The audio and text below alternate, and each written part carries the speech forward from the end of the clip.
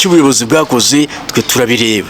Ndibuka nyakwa mufite w'u Rwanda arababwiye abamwe mutagiye kuwa gatatu muzagenda. Nje nari impari naragenda mbikurikirana. N'uwari wanditse izo nkuru yari ahari. Ubwe yaje kumwara abonye babandi bagiye. Yaramwaye. Nje naramubwiye. Ndamubwira ni wowe inkuru zawe zirashaje. Ufite inkuru zishaje kuko ibihuha byawe ntago twe byaduca intege kuko nzi ko ubuyobozi bufite imbaraga nukire ko zibukoresha mbisubiyemo buzazikoresha. Ubuyobozi bufite imbaraga cyane ko mufite w'u Rwanda ni umuntu ukomeye si umuntu gufata nk'umuntu usanzwe ntibakabona cecetse bakagira ngo nta mbaraga afite. Imbaraga arazifite kandi turi inyuma ye turamushyigikiye. Nyuma y'ibimaze iminsi bitangazwa yuko hari amafaranga akomeje kwakwa abayisilamu agiye atandukanye yo gukora ibikorwa bigiye bitandukanye by'umwihariko bijyanye n'imyubakire cyangwa se kuvugurura bimwe mu bikorwa byabo, twaje rero kugira amatsiko ndetse dushaka no kumenya iby'aya makuru ku buryo bwimbitse cyangwa se ku buryo burambuye. Dukora urugendo twerekeza ku musigiti umwe mu mujyi wa Kigali ahakunda kugaragara abayisilamu benshi bagiye batandukanye, ahakunda kugaragara ibikorwa bijyanye no kuvugurura mu musigiti mukuru, maze twinjira muri iki kigo tutamenyesheje inzego z'ubuyobozi z'uyu musigiti kugira ngo tumenye iby'aya makuru avugwa niba ari byo. Twaje kuganira na bamwe mu bayisilamu bagiye batandukanye tubabaza by'iki kibazo. Turaje rero twumve icyo badutangarije nka Sharia TV. Rero ndagushishikariza wowe udukurikira umunsi ku wundi gukanda subscribe ibiganiro byacu bigeza hirya no hino, maze dukomeze gufatanya kubaka idini yacu, dukomeze gusenyera umugozi umwe nk'abayisilamu. Ese abayisilamu banye bate n'abayobozi babo? Ese abayobozi babane bate abayisilamu? Iyo niyo ntego yacu. Rero tugiye kumva icyo abayisilamu batandukanye batangaje ku mibanire yabo n'ubuyobozi bw'umuryango w'abayisilamu mu Rwanda RMC. Rero komeza ubane na Sharia TV, niyo ntego yacu kugushakira amakuru agiye atandukanye, niyo ntego yacu kugera aho utabasha kwigerera kugira ngo tukumenyeshe ibibera hirya no hino, tukumenyeshe ibigukorerwa umunsi ku wundi nk'umuyisilamu. Turabashishikariza rero kubana natwe buri munsi. Rero tukubwira wowe utameze neza yuko wakomeza kwihangana ukengera Allah subhanahu wa ta'ala. Bismillah walhamdulillah. Assalamu alaikum wa rahmatullahi wa barakatuhu. Bakunzi bakurikira Sharia TV umunsi kundi nongeye kubasuhuza. Uyu munsi murabibona kuri kamera dufiteho umusaza w'umuyisilamu. Nyuma ya byinshi tumaze iminsi tubona ku mbuga nkoranyambaga byaduhagurukije tujya gusura hirya no hino abayisilamu kugira ngo twumve icyo bavuga nyuma y'ibiri kugenda bikwirakwizwa ku mbuga nkoranyambaga zigiye zitandukanye, aho tumaze iminsi tubona abantu ku mbuga nkoranyambaga bavuga cyangwa se bavuga ibihabanye n'ibyiza ubuyobozi bwacu bw'ubuyisilamu, ubuyobozi bw'umuryango wa RMC mu Rwanda bukorera abayisilamu bagiye batandukanye. Nge rero nk'umukozi wa Sharia TV byamagurukije bituma nera intambwe kugira ngo nganire n'abayisilamu, noneho naganiriye n'aba bayobozi kugira ngo numve icyo abayisilamu bagiye batandukanye bavuga ku buyobozi bitandukanye, na bamwe mu banyamakuru bakorera ku mbuga nkoranyambaga cyane cyane za YouTube, aho bakora ubusesenguzi bugiye butandukanye ku muryango w'abayisilamu mu Rwanda. Nyuma yuko tumaze iminsi tubona abantu bagiye batandukanye ariko bibanda ku bitagenda cyane mu muryango w'abayisilamu mu Rwanda. Ese uyu munsi ni ukuvuga yuko nta kiza ubuyobozi bw'abayisilamu mu Rwanda bwigeze bukora ku buryo umuyisilamu ashobora kubushingiraho abana neza n'ubuyobozi? Ese ni ukuvuga yuko ubuyobozi bw'umuryango w'abayisilamu mu Rwanda bukora ibibi gusa? Niyo mpamvu tugiye kuganira rero n'aba bayisilamu hanyuma batubwire byinshi bigiye bitandukanye. Tugiye kwakira uyu musaza murimo kubona kuri kamera, aratangira tubwira amazina ye ndetse anabasuhuza, hanyuma twinjire mu kiganiro nyirizina. Assalamu alaikum wa rahmatullahi wa barakatuh. Nje amazina yanjye banyita Habimana Jamali Zubair, nkaba ndi umuyisilamu wavukiye mu kagari ka Biryogo, umudugudu wa Gabiro. Nkaba nkorera amasengesho yanjye umunsi ku wundi ku musigiti wa Al-Fatha.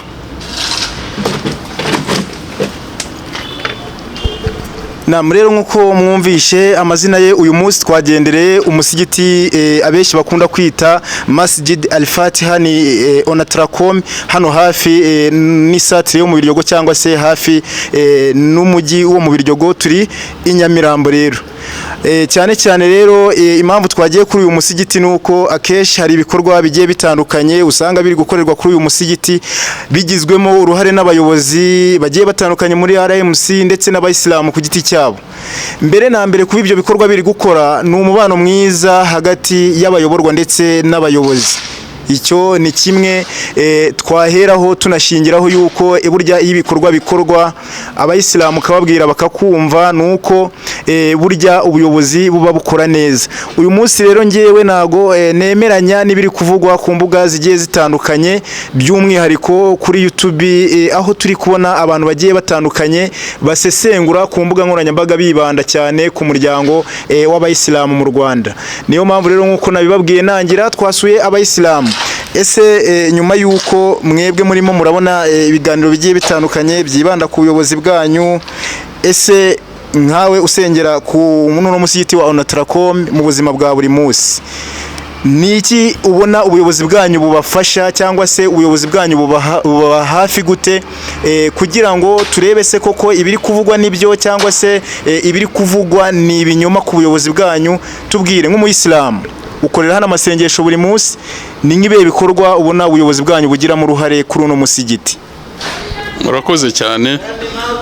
Mbere na mbere mbanje gushimira ubuyobozi bwacu, ubuyobozi bwa RMC buyoboye abayisilamu mu Rwanda, ubuyobozi bwacu, ubuyobozi bukuru kuva ku muyobozi mukuru mufti w'u Rwanda kugeza kuri imamu wacu udusengesha mu musigiti wa Al-Fatiha wa Onatracom. Mu by'ukuri ubuyobozi budukorera ni byinshi, icyo tugiye tubasabye cyose kijya mu bikorwa. Nkamwe ubu ngubu dufite igikorwa kirimo gukorwa hano cyo kubaka ubwiherero bugezweho. Ni umusigiti mukuru utari ufite ubwiherero, wari ufite ubwiherero buciriritse, ariko harimo kubakwa ubwiherero bugezeho. Cyo gikorwa rero twagisabye ubuyobozi bwa RMC burabitwemerera bubishyira mu bikorwa. Ubu abayisilamu barimo kwitanga umunsi ku munsi ho batanga imitungo yabo kugira ngo cya gikorwa kijye mu bikorwa. Ubu toilette irimo kubakwa mu buryo bugezeho. Rero abavuga ko ubuyobozi ntacyo butumariye abo barabeshya. Mu by'ukuri twe turashima ibyo badukora kuri umusigiti wa Al-Fatiha umunsi ku wundi. Nam ati dufite igikorwa cyo kubaka ubwiherero, ati cyo ni igikorwa cya mbere ubuyobozi bwacu bwa RMC budushyigikiramo kuba bwemera byonyine gusaba ibyangombwa byo kubaka. Murabizi kuno birushya muri no mujyi wa Kigali, atari ku uyu munsi ubuyobozi bwacu bwa RMC bwatubaye hafi, ati turi kubaka ubwiherero bugezweho. Wowe udukurikiye rero uyu munsi wenda utabasha kugera hano Onatracom, ni umusigiti usengeraho abayisilamu benshi bagiye batandukanye, by'umwihariko abafite ubumuga bw'umubiri cyangwa se ubumuga bw'ingingo. Usanga koko ari umusigiti ugenda utera imbere mu buzima bwa buri munsi, kandi biragoye kuba abayisilamu batera imbere batabanye neza n'ubuyobozi. Biragoye kuba inyubako nk'izi ngizi barimo baratubwira za kubakwa abayisilamu batabanye neza n'ubuyobozi. By'umwihariko rero ubu bwiherero twaje kubusura, dusanga n'ubwiherero buri kubakwa bujyanye n'igihe ndetse bunafite n'inzira y'abafite ubumuga nk'uko leta yacu y'u Rwanda ibidusaba. Ese ndacyakugarukaho nk'umuyisilamu ukorera amasengesho hano agiye atandukanye, nyuma yuko ibingibi mubibonye kuri izi mbuga basebya ubuyobozi bwa RMC cyangwa se bavuga ibitagenda neza, ni nk'iki ubona ubuyobozi bwanyu bwa RMC bubakorera umunsi ku wundi mwishimira nk'abayisilamu? Ni nk'iki mubona babakoreye mutari kubasha kwigezaho nk'abayisilamu mutabanye neza nk'ubuyobozi bitandukanye nuko uyu munsi biri kuvugwa kuri za YouTube zigiye zitandukanye? Icyambere ndashimira ubuyobozi, ibyo bamaze dukorera ni byinshi cyane. Ndabashimira kuba baragiye imbere y'ubuyobozi bwacu bwiza bwa leta bagadusabira kugira za konje ebyiri kuri rayidi, tugasari neza mu mutuzo twemye. Icyo nicyo cyamenye nashimira ubuyobozi kuba bukorana neza na leta umunsi ku wundi. icyo twifuza tw'abayisilamu bakitugereza imbere y'ubuyobozi budukuriye bwa leta mukagishyira mu bikorwa. Ibyo rero abayobozi b'Abisilamu bamaze kutugezaho ni byinshi, ntabwo nabirondora ngo birangize. Bakora byinshi cyane cyane. Abashaka rero kubagaya ko ntacyo bakora, abo ntabwo bari mu bayisilamu. Umuyisilamu mwiza nuwumvira ubuyobozi. Intumwa y'Imana atubwiye ko umuyisilamu utazumvira umuyobozi we azaseba hano ku isi, ntari kumwe n'intumwa, ntari mu bayisilamu. Nta umuntu wese agomba kuba umuyobozi we. Niba umuyobozi afite amakosa uramwegera ukamubwira ikitagenda neza kikajya mu buryo, ntabwo ro kumushyira ukarwanda ku ma YouTube. Abarimo kujya ku ma YouTube rero basebye ubuyobozi, abo baratandukira cyane, kandi ni icyaha gikomeye cyane gusebya umuyobozi wawe. Ibyo rero twamaze kudukorera dushima ni byinshi cyane, ntago nabirondora ngo mbirangize. Arakomeza atubwira ati icyo ubuyobozi bwacu bumaje kudukorera ati ni byinshi ntago nabirondora mbirangize. By'umwihariko kuba umuyisilamu ashimira ubuyobozi ashize amanga nuko hari byinshi abona mu buzima bwe bwa buri munsi ubuyobozi bukora. Hari urwego umusigiti uvaho akabona uragera ku rundi rwego, burya ibyo nabyo ni iterambere tuba tugezeho nk'abayisilamu. Uyu munsi rero biratangaje kuba umuntu yicara hariya agategura ikiganiro avuga ku muryango w'abayisilamu mu Rwanda, abwira abayisilamu uburyo umuryango udakora, kandi abayisilamu ubwabo bagaragaza yuko ubuyobozi bwabo bukora umunsi ku wundi.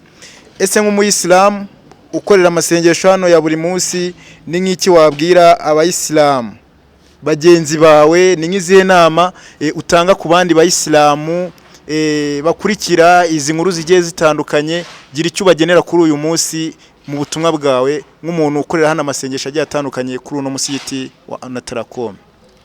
Murakoze. Icyo nashishikeza abasilamu basarira ku musigiti wa Fatha n'abayisilamu mu Rwanda hose, basarira mu misigiti yo mu Rwanda hose, n'abayisilamu bari hanze y'igihugu, umusilamu n'umuvandimwe wundi. Birinde ibi birimo kunyura ku ma YouTube.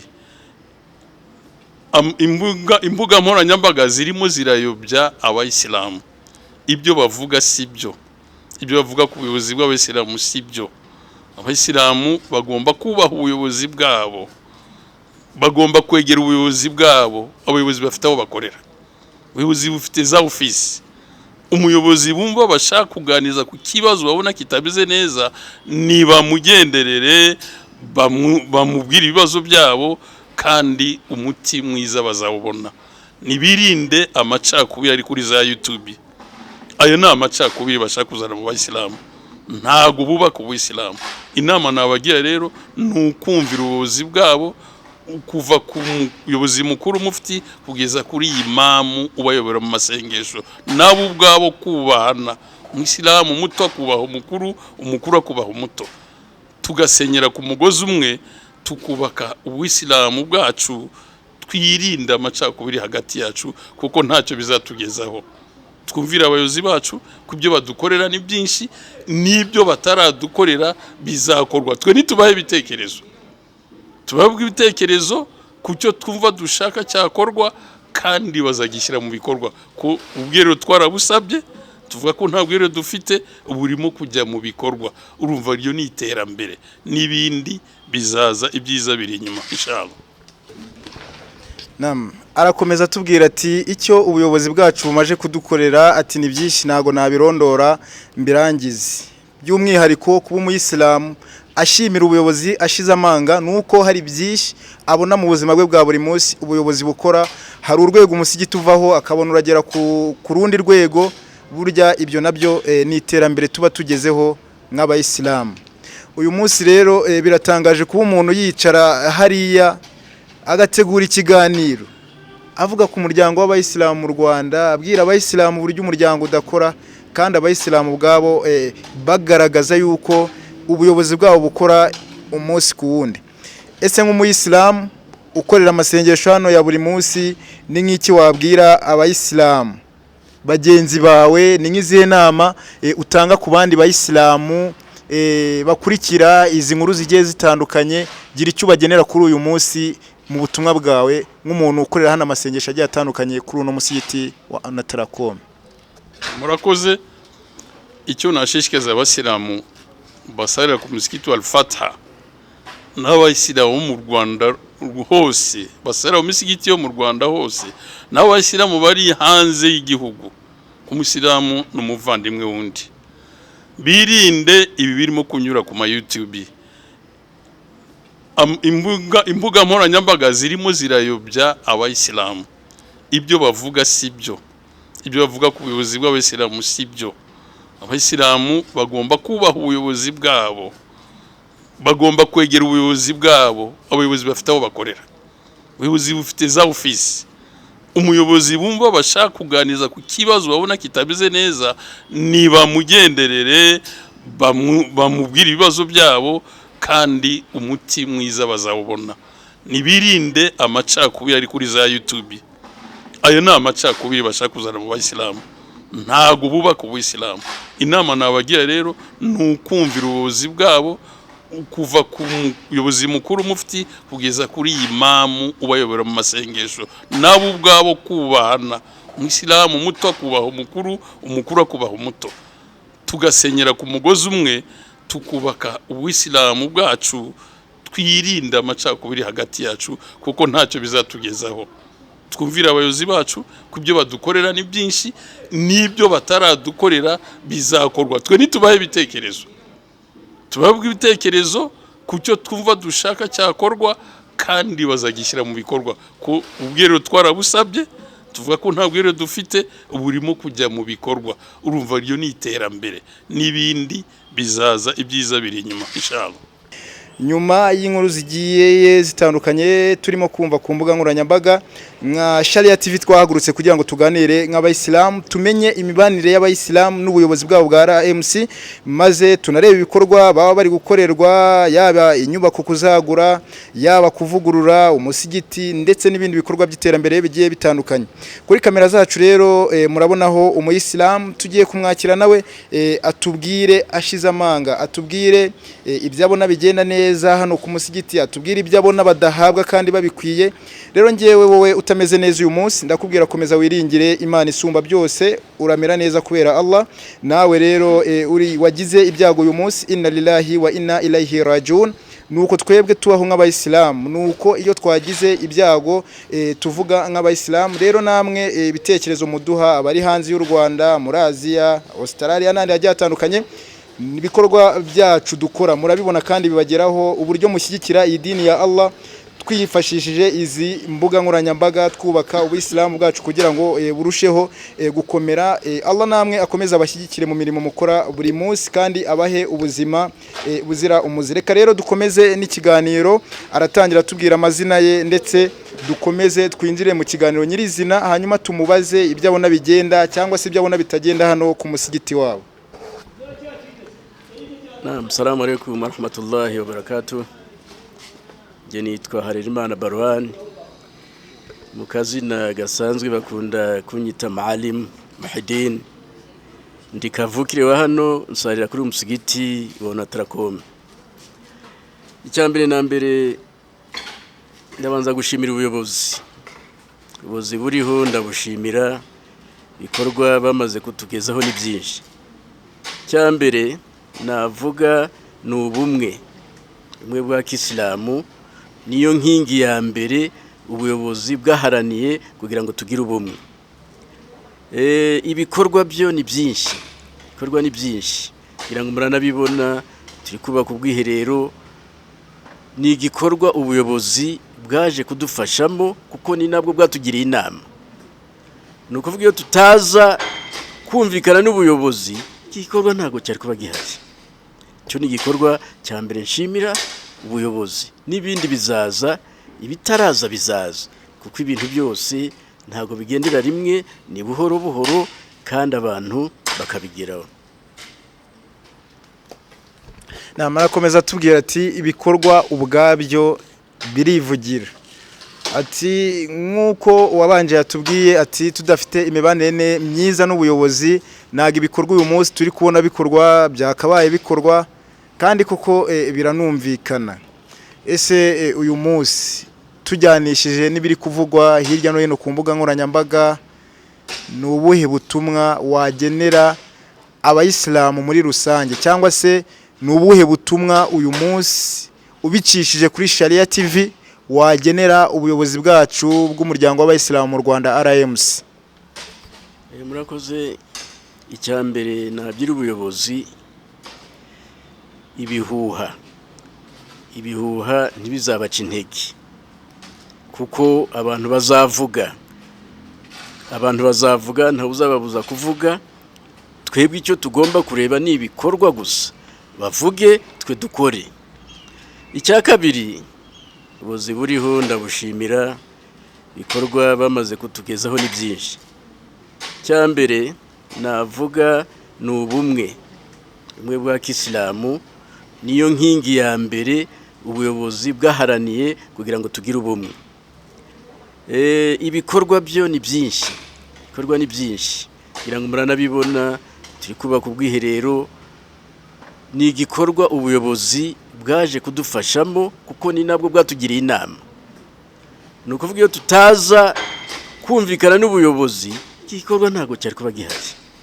Cyo ni igikorwa cya mbere nshimira ubuyobozi. Nibindi bizaza, ibitaraza bizaza, kuko ibintu byose ntabwo bigendera rimwe, ni buhoro buhoro kandi abantu bakabigeraho. Namara komeza tubwira ati ibikorwa ubwabyo birivugira. Ati nkuko wabanje yatubwiye ati tudafite imibanire myiza n'ubuyobozi naga ibikorwa uyu munsi turi kubona bikorwa byakabaye bikorwa, kandi kuko biranumvikana.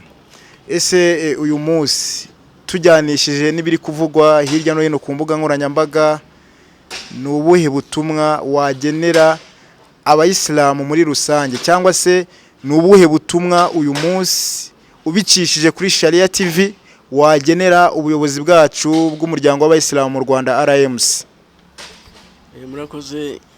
Icyambere nabyira ubuyobozi, ibihuha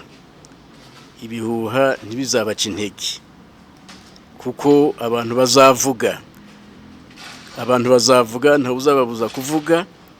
Twebwe icyo tugomba kureba ni ibikorwa gusa, bavuge twe dukore.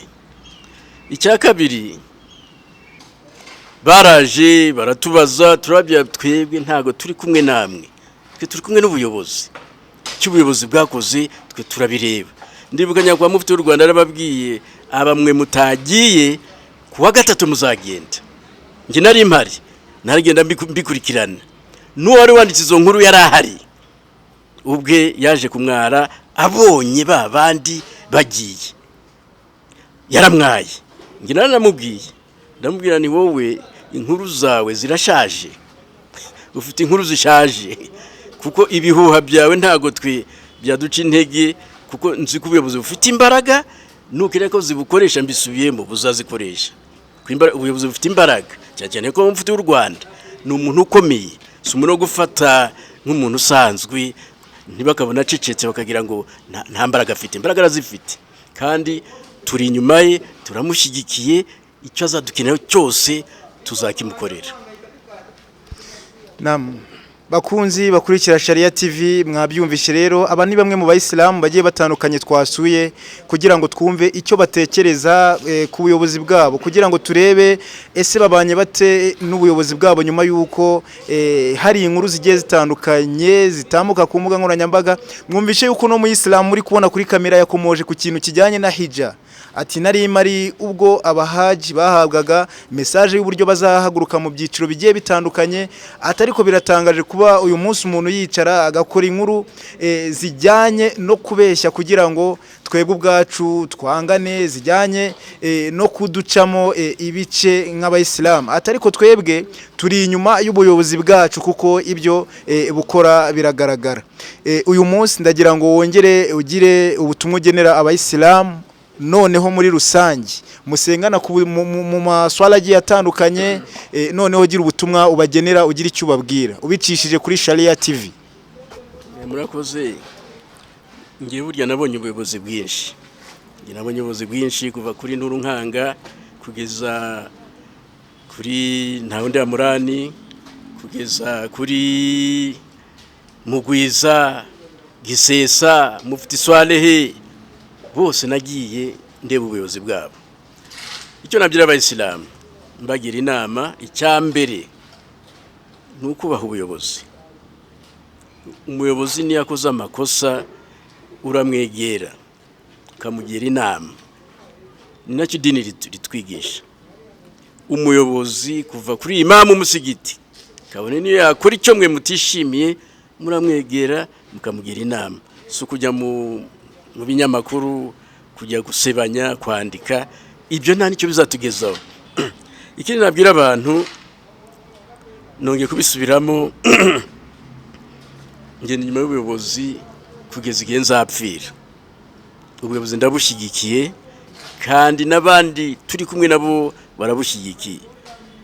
Mbwira ubuyobozi ntibugire impungenge, abasilamu turi nyuma yabo, ntibazakangwe n'abantu babiri batatu ntacyo batwara ubwisilamu. Ikindi twe gufatanya nk'abantu, ubuyobozi tukabufasha nabwo bukadufasha, tukabugira inama nabwo bukatugira inama. Icyo gihe tuzatera imbere kandi nsaba Imana ko yaba byashobokaga bukagumaho burundu. Nyakubaha mufti Salim akigumiraho rwose kuko ntacyo atwaye ubwisilamu, ahubwo arimo kubukorera usibye abo bashaka kumuca intege. Ntazacika intege kuko abayisilamu turi nyuma ye. Mwabyumvishe rero, uyu numwe mu bayisilamu bakorera amasengesho agiye atandukanye ku musigiti wa Onatracom, aho Sharia TV yahagurutse ikajya gushaka amakuru noneho mu bayisilamu tutagiye muri bwa buyobozi, kugira ngo twumve icyo umuyisilamu uyu munsi atekereza, kugira ngo twumve ishusho umuyisilamu uyu munsi afatamo ubuyobozi bwe. Mwabyumvishe uburyo bafatamo ubuyobozi, imibanire yabo n'ubuyobozi irashimishije. Si uyu munsi gusa rero turi buganire n'abo bayisilamu, nk'uko twabibabwiye urugendo rwacu rurakomeje ku misigiti itandukanye, yaba mu mujyi wa Kigali, yaba mu bice by'icyaro bigiye bitandukanye, kugira ngo dukomeze twumve noneho imibanire y'ubuyobozi bwa RMC mu Rwanda n'abayisilamu. Ndagushishikariza gukanda subscribe kuri Sharia TV. Ibitekerezo byanyu, ukeneye kudutera inkunga cyangwa se ukeneye yuko tuganira nawe kugira ngo dukomeze dufatanye kubaka idini, ushobora kutubona ku murongo wa telefone ni 078 54 5 7 7 Uyu munsi tugiye gukomeza urugendo rwacu nka Sharia TV, tugere noneho kwa imamu, tumubaze imibanire ye yimbitse n'abayisilamu bagiye batandukanye, tumubaze ibikorwa bigiye bitandukanye biri gukorerwa hano ku musigiti nk'uko Sharia TV twababereye ijisho, twabatereye intambwe kugira ngo tuhagere. Noneho atubwire uruhare rw'ubuyobozi bukuru muri ibi bikorwa biri gukorerwa hano, atubwire uruhare rw'umuyisilamu usengera hano buri munsi mu bikorwa birimo gukorerwa hano. Reka dukomeze rero tugende, dukomeze tubashakire inkuru nziza zubaka idini yacu ubuyisilamu. Nka Sharia TV niyo ntego, dufatanye twubaka ubuyisilamu buhamye, duce ibihuha, duce amacakubiri, kuko amacakubiri arasenya, ibihuha bisenya ubuyisilamu. Reka dukomeze urugendo. Ko twabibabwiye rero, twebwe nka Sharia TV ni ugushaka inkuru duhereye ku isoko. Turacyari kwakira abayisilamu bagiye batandukanye. Uyu nawe ni umuyisilamu ukorera amasengesho agiye atandukanye no ku musiti Ufite Onatracom. Numwe mu bafite ubumuga nk'uko batangiye batubwira, barimo kubaka ubwiherero bujyanye n'igihe, bufite inzira y'abafite ubumuga. Reka tumwakire nawe atangira basuhuza, ababwira amazina ye, hanyuma tubwire nawe ishusho abona kuri uno musigiti wa Ufite Onatracom. Ugiye gutangira ubwira abakurikiye Sharia TV amazina yawe, unabasuhuze, hanyuma turagenda tuganira ku buryo bwimbitse. Assalamu alaikum wa rahmatullahi wa barakatuh. Nitwa Kamirindi Abdu, nkaba ndi umwe mu bayisilamu bahanga ku musigiti wa Onatracom. Nk'uko babivuze, ibikorwa bikorerwa hano mbibona buri munsi, kandi buri saha, buri munsi kuva ku itariki ya mbere kugera ku ya nyuma, kuko nanjye bimwe mba mbireba.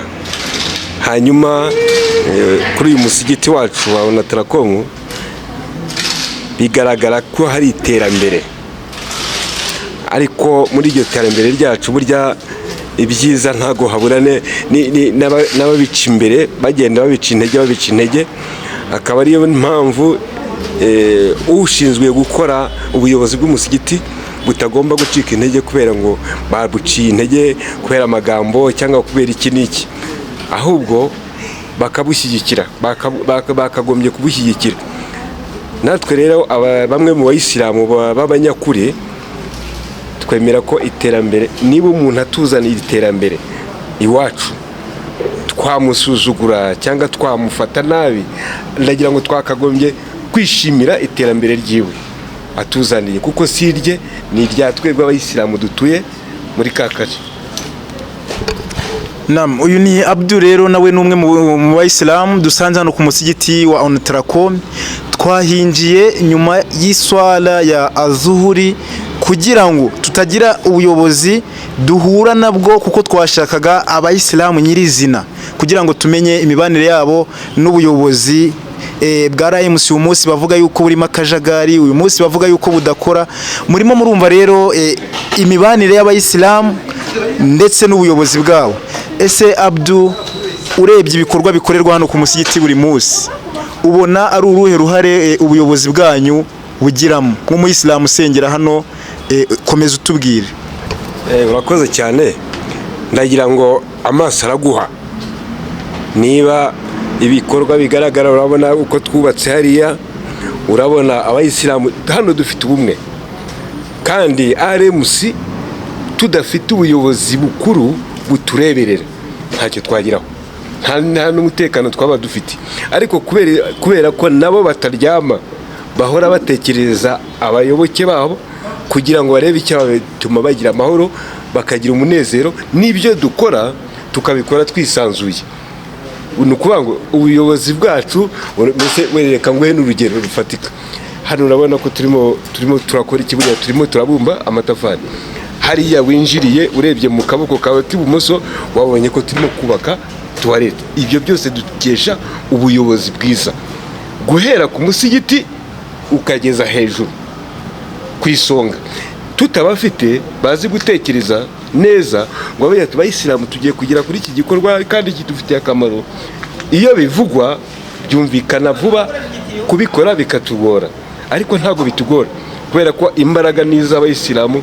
Uribuka ko niba ntabeshya bavuga ko abayisilamu ari nk'umugozi, dufata n'urunana ku mugozi umwe, nituwufata ntabwo uzacika. Ni nabyo rero hano kuri uyu musigiti wacu wa Onatracom niko tumeze, kugeza ku muyobozi wacu wo hejuru. Uyu ni Abdul rero dukomeje tuganira, n'umwe mu bayisilamu basengera hano amasengesho agiye atandukanye, akaba n'umwe mu bahakorera amasengesho ariko afite ubumuga bw'umubiri. Ese nk'abantu mufite ubumuga, iyo mugeze hano ubona mufatwa mute? Ese ubona ubuyobozi bwanyu bubakira mute? Ese bijyanye na gahunda ya leta yuko abafite ubumuga bagomba gukorerwa inzira zitabagoye z'uburyo zigomba kubageza aho bagiye, mwebwe mubona mufatwa mute kuri uno musigiti wa Onatracom bijyanye n'imibanire yanyu n'ubuyobozi bwa RMC, nk'uko mukomeje kubona iza nkuru twababwiye zigiye zitandukanye zivuga yuko mu muryango w'abayisilamu badakora, mu muryango w'abayisilamu harimo akajagari? Mufatwa mute noneho uyu munsi nk'abafite ubumuga hano kuri uno musigiti?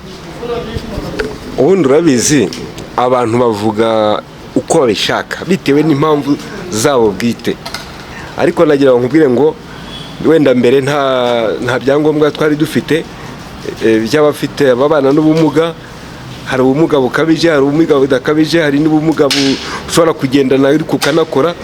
Ibyo byose ntabwo ubuyobozi bw'abayisilamu cyane cyane ubw'umusigiti bwabisize inyuma. Hagomba kubaho, nuko bateguye inzira y'abamugaye, bategura n'ubwiherero bwabo bitabagoye. Noneho urabona n'iri sana ryacu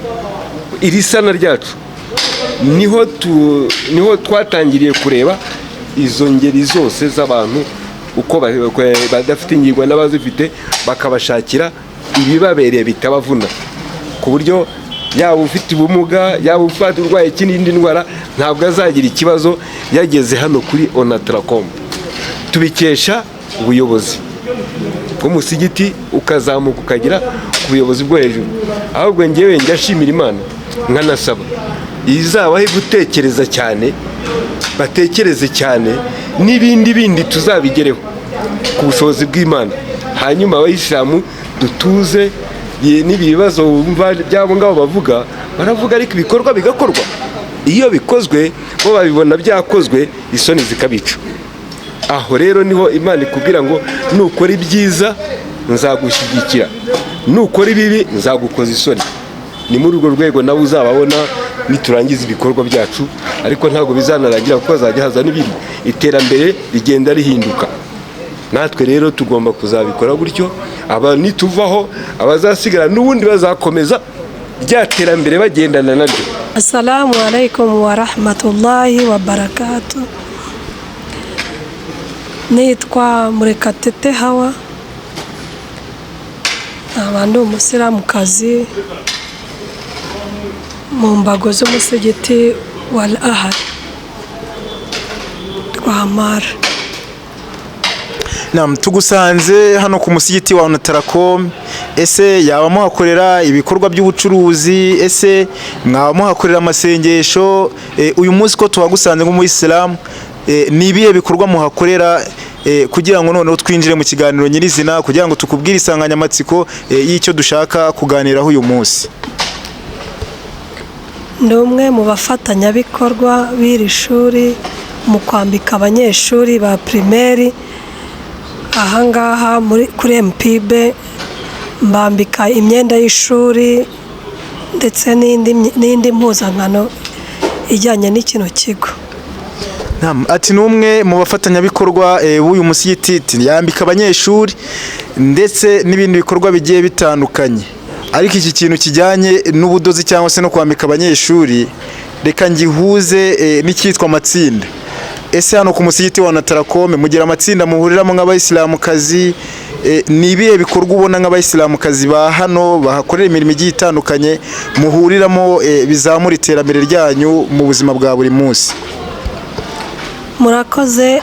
Njyewe ubundi mbarirwa mu matsinda y'abagize amashyirahamwe y'abategarugori b'abasilamukazi hano muri kino gihugu. Hari abahuje ukwemera mbarizwamo, hakaba n'irindi tsinda ry'abagore bishyize hamwe b'abashehe.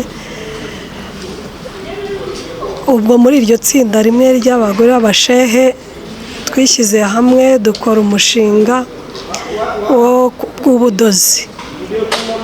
Tukaba twarakoreraga hano, ariko kubera ko kuboneka kwacu byabaga bigiye bitandukanye, hakaboneka bamwe abandi bakabura kubera ibibazo by'ubu buzima bigiye binyuranye. Twebwe nka bake muri twe twarakomeje dukomeza uwo murimo kugeza uyu munsi. Ariko iyo byose bikorwa dukora tubikora tubigaragariza n'umuryango w'abasilamu mu Rwanda mu buryo bwo kwiteza imbere, kuko nta bintu bimwe na bimwe twakora mu bwiru, kuko rimwe na rimwe hari n'aho ducika intege tukaba dushobora kuba twabiyambaza mu buryo bumwe cyangwa ubundi.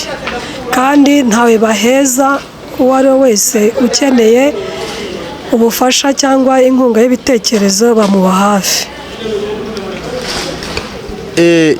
Insanganyamatsiko yacu rero y'uyu munsi nk'uko nabikubwiye, twahuriye hano utubwiye yuko kuri uno musigiti tuhakorera ibikorwa bigiye bitandukanye, ariko tumaze iminsi tubona ku mbuga nkoranyambaga abantu bakora ibiganiro bigiye bitandukanye bavuga yuko umuryango w'abayisilamu mu Rwanda udakora, kandi nyamara utubwiye yuko hari amatsinda mwibumbiyemo by'umwihariko umuntu abifashwamo n'umuryango w'abayisilamu mu Rwanda. Ese uyu munsi nka Hawa uri mu matsinda, ubona imibanire yawe n'ubuyobozi bw'umuryango w'abayisilamu mu Rwanda, cyangwa se ubona imibanire yawe n'ubuyobozi bwawe muri rusange ihagaze ite uyu munsi?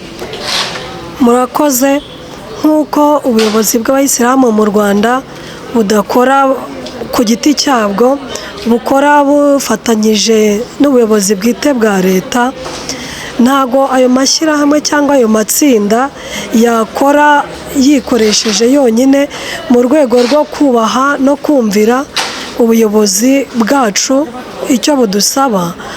Niyo mpamvu n'uyu munsi ibikorwa byose cyangwa kwitanga kw'ayo mashyirahamwe ahura mu buryo buzwi n'ubuyobozi bw'abayisilamu mu Rwanda ndetse n'ubuyobozi bwite bwa leta, kubera yuko ni inyungu ku babirimo, ni inyungu ku buyisilamu, ku buyobozi bw'abayisilamu mu Rwanda, kubona hari aho abadamu bagira bahurira bagahuza ibitekerezo byabo ndetse byubaka bikanubaka na umati Muhammad sallallahu alaihi wasallam nk'uko byahoze, kugira ngo abantu babashe kwivana mu bwigunge no kwiteza imbere muri rusange. Ntabwo babikora batabinyujije mu buyobozi bw'abayisilamu mu Rwanda, ni ibintu bizwi ndetse n'ubuyobozi bwa leta buba bubizi. Uyu twarimo tuganira rero ni Hawa ukorera ibikorwa bigiye bitandukanye ku musigiti wa Onatracom. Aha yatubwiraga ku mubano w'abayisilamu kazi n'ubuyobozi bwabo, ndetse yatubwiye byinshi bigiye bitandukanye, uburyo biteje imbere, yatubwiye imirimo akora igiye itandukanye.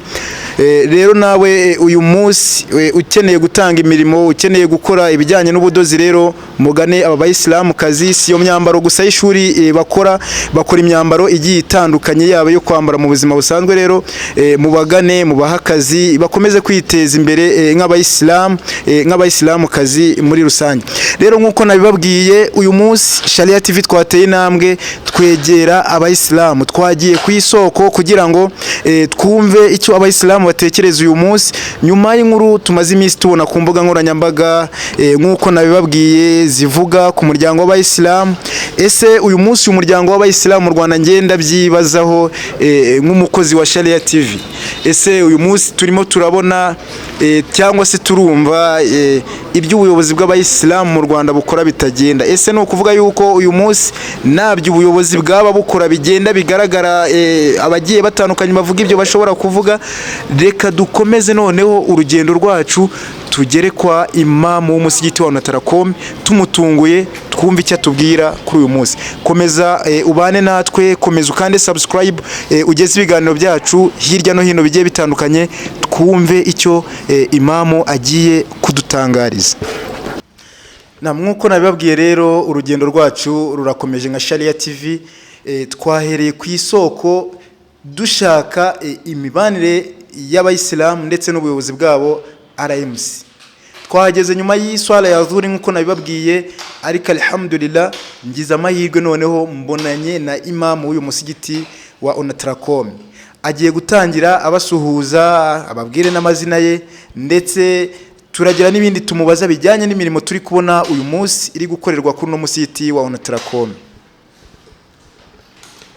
Bismillahirrahmanirrahim. Alhamdulillah wassalatu wassalamu ala rasulillah sallallahu alayhi wa ala alihi wa ashabihi wa man tabi'ahum bi ihsanin ila yawmiddin. Nyuma yo gushimira Imana no gusabira intumwa y'Imana Muhammad sallallahu alayhi wa sallam ko amahoro ndetse n'imigisha bya Allah bikomeza kumusakara we ndetse n'abe n'abasangira ngendo be n'abamukurikiye n'abazakomeza kumukurikira kuzageza ku munsi w'imperuka.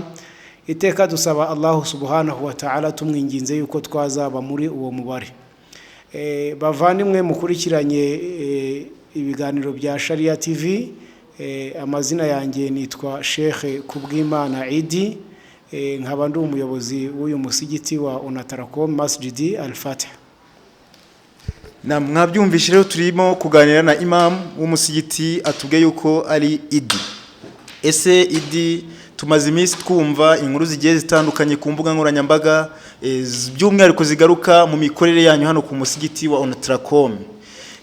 Twahasanze ibikorwa by'inyubako bigiye bitandukanye, harimo kubakwa ubwiherero bugezweho, abakozi turimo kubabona mu mirimo barimo barakora. Ese ko hari ahantu hamwe twumvisha amakuru ku gitangazamakuru runaka bavuga ko ibintu by'imyubakire byarangiye, ngo ariko bagaba bagikomeje kwaka abayisilamu amafaranga. twebwe niyo mpamvu twakoze uru rugendo tutabimenyesheje n'umuryango w'abayisilamu mu Rwanda kugira ngo tuganire n'abayisilamu bagire icyo batubwira kuri ibi bikorwa, bagire icyo batubwira kuri aya makuru, banatubwire n'uburyo babanye n'ubuyobozi bwabo. Ariko ndavuze nibwo mbonye imamu, noneho reka mubaze kuri iki kintu, aduheho ubusobanuro cyangwa se aduheho amakuru nyayo cyangwa se amakuru arambuye. Ese koko mukomeje kwaka abayisilamu amafaranga kandi imyubakire yararangiye? Murakoze, reka duhere ku kigendanye n'ibikorwa birimo gukorwa ahangaha. Nibyo koko turimo kubaka ubwiherero bwa kijyambere hariya mu ruhande rw'aho parikingi iri, ariko nanone nk'uko murimo kubivuga hari nanone ubundi bwiherero bwubatswe mbere ya buriya, aribwo bwiherero abayisilamu bakoresha mbere y'iswalana, cyane cyane yuko nk'uko mubizi biba bikenewe yuko umuntu uje hano ku musigiti cyangwa se waba ari n'umuntu umuhisi wo ku nzira akenera ubwiherero. Niyo mpamvu mbere yuko dutangira kuvugurura buriya bwiherero mu buryo bwa kijyambere, twabanje gukora ubwiherero buzajya bwifashishwa mbere yuko mu gihe buriya buzaba burimo gukorwa, dore yuko abantu bazaba batarimo kubukoresha. Rero nk'uko mwari mubidusabye, ubwiherero bwarakozwe, buri hano ku ruhande ku gipande cy'inyuma, iruhande cy'inyuma ku musigiti, ari nabwo bakoresha iteka iyo baje gusara abayisilamu ndetse n'abandi bantu bashobora kuba bakenera kwisayidira. Noneho ku kigendanye no kuba icyo gikorwa cyararangiye cyo gukora ubwiherero, ntabwo ari byo, kubera yuko harangiye ubwiherero bukoreshwa mu buryo bwo kwisayidira mu gihe harimo gukorwa buriya bwa kijyambere, kandi ni ikintu kigaragara. Ngira ngo ku kigendanye no kuba abantu bavuga ngo ubwiherero bwararangiye kandi turacyasaba amafaranga, ntabwo cyaba ari cyo, kubera yuko imirimo irakora nk'uko mwabibonye mutambuka hariya. Mwasanzemo abafundi, mwasanze n'amatibe twaguze, imirimo iracyakomeje. Rero uyu ni impamvu dukomeje kuganira nk'uko twari tumubajije ku kijyanye n'amakuru arimo aravugwa yuko bakomeje kwaka abayisilamu hano ku musigiti wa Natarakoma amafaranga yo kubaka, kandi imyubakire yararangiye. Mwatwe nka Sharia TV, ijisho ry'umuyisilamu, niyo mpamvu twakoze uru rugendo kugira ngo noneho twigerere kuri tere, tumenye niba koko ibi bikorwa by'imyubakire byaba byararangiye, koko aya mafaranga akaba akomeje kwakwa abayisilamu, cyangwa se niba koko imyubakire igikomeje. Rero nka Sharia TV nk'uko muri kubibona mu mashusho, imyubakire irakomeje, ndetse n'abakozi yewe twabasanze mu mirimo yabo ya buri munsi, kuko murabizi yuko tuba tugomba gushakisha mu buzima bwa buri munsi kugira ngo tubeho. Uyu ni imamu rero dukomeje kuganira. Nyakubahwa imamu, hari ibimaze iminsi bivugwa ku mbuga nkoranyambaga yuko abayisilamu, ubuyobozi bw'abayisilamu mu Rwanda RMC harimo igisa n'akajagari, ariko hakavugwa nanone yuko imibanire n'abayisilamu nayo bitameze neza. Ese nka imamu w'umusigiti wa Natarakoma mubanye mute n'abayisilamu banyu? Kuko nimwe jisho ry'abayisilamu mu bikorwa bya buri munsi mubakorera, nimwe jisho ry'abayisilamu mu iterambere ry'abayisilamu hano Natarakoma. Ese imibanire yanyu n'abayisilamu ihagaze ite nyuma y'aya makuru arimo kugenda atangazwa? Murakoze. Gusa buriya mu bigendanye n'imiyoborere, burya ntabwo wavuga ngo abo uyoboye 100% barakwemera cyangwa se baragukunda, cyangwa se hari buze kubura umuntu ushobora kuba yakwirakwiza ibihuha, dore yuko burya ibintu bisenya abantu biroroha cyane, kandi gusenya burya ni ikintu cyoroshye. Rero mvuze ku mibanire hagati y'abayisilamu muri rusange ndetse n'ubuyobozi bwabo, ndavuga kuva kuri biro national kugera ku rwego rw'umusigiti, ni imibanire myiza, kubera yuko nta byacitse igaragara, nta n'ikibazo gihari, kereka wenda nk'abo bantu baba bashaka kugira ngo basebye cyangwa se batesha agaciro ubuyobozi, ariko ntabwo igikorwa kiba gikorwa cyo gutesha agaciro ubuyobozi nk'icyo ngicyo ari cyo. Nk'umuntu ushobora kuba yavuga ngo hari akajagari mu kigendanye n'ubuyobozi bukuru bw'umuryango w'Abayisilamu mu Rwanda, yaba atukanye, waba atari n'umuco mwiza, kubera yuko intumwa y'Imana Muhammad sallallahu alaihi wasallam icyo kintu yarakibujije, kuko intumwa y'Imana yatwigije yuko tugomba kubaha ubuyobozi ndetse n'abayobozi bacu.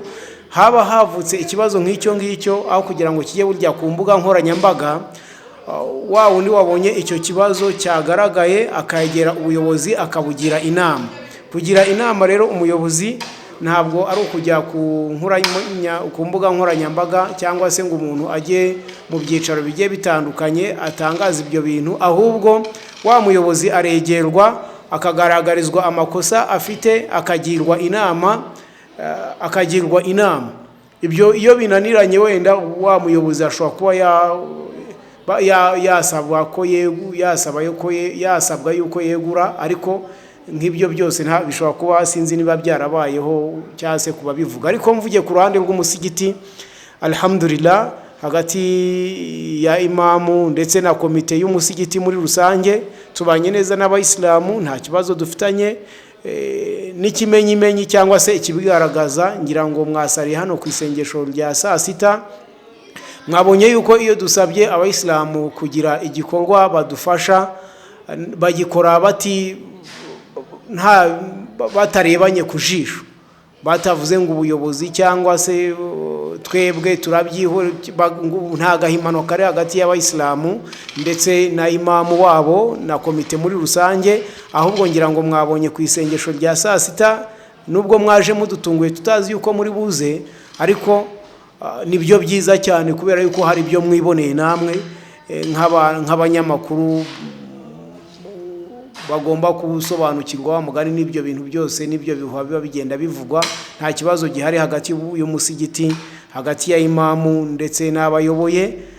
Aka kanya tubanye neza, icyo tubasabye barakiduha, nabo kandi abayisilamu icyo badusabye turakibaha nta kibazo. Ubwo rero nasubiza mvuga ngo umubano hagati yacu n'abayisilamu muri rusange ni umubano mwiza, ndetse n'ubuyobozi bw'abayisilamu mu Rwanda ndetse n'abayisilamu muri rusange, nta kibazo kihari wavuga ngo nta byacitse ihari.